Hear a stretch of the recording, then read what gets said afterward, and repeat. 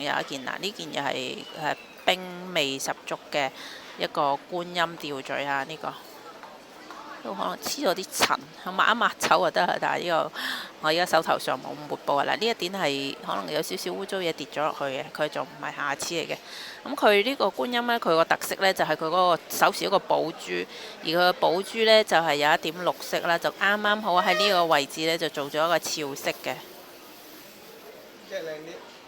呢個種呢個種呢係非常好嘅啦，呢啲好明顯地呢啲真係老料嚟嘅，呢啲全部都係騰衝老料，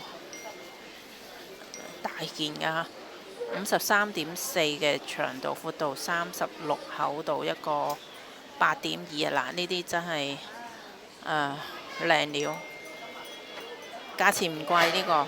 我覺得呢個價錢買到呢個質量呢，其實我覺得係超值嘅，因為其實呢一個呢，嗱我喺呢度呢係感受到佢一個好強嘅一個玻璃光澤嘅。咁我當然我覺得佢上咗鏡之後呢，我覺得係即係冇可能個燈光你係感受唔到個冰味，但係我實物嚟講呢件係好起冰嘅。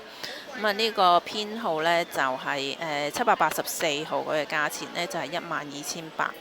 呢件料真係好種好老啊，真係老呢件料，真係老。